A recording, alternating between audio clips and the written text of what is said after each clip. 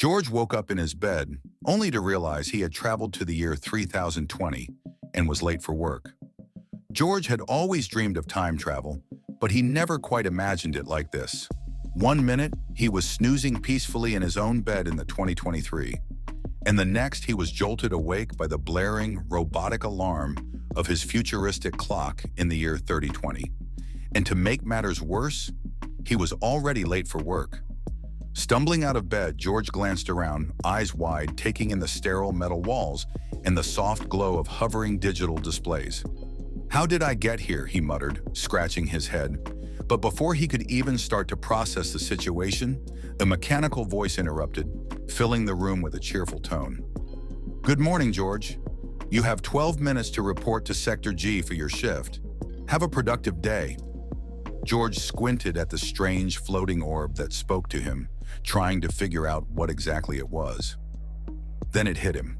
This must be some sort of robotic assistant. Without a moment to lose, George threw on a jumpsuit hanging in the closet. Luckily, it seemed to fit, and dashed out of the apartment, determined to find Sector G. As he hurried down the hallway, George marveled at the otherworldly scene unfolding around him. Humans mingled with aliens, some with bright blue skin, others with tentacles, and even a few that seemed to communicate through color-changing scales. Advanced robots whizzed past, each on its own mission, some carrying trays of food, others tidying up the corridors. He nearly collided with a large tentacled alien wearing what he guessed was a uniform of some kind. The alien turned to him, blinking 3 massive eyes before letting out a low grumble. "Late again, George?" "Figures." George tried to smile, half amused and half terrified. "Right, sorry about that," he replied, deciding to play along. The alien rolled its eyes, well, one of them anyway, and continued on its way.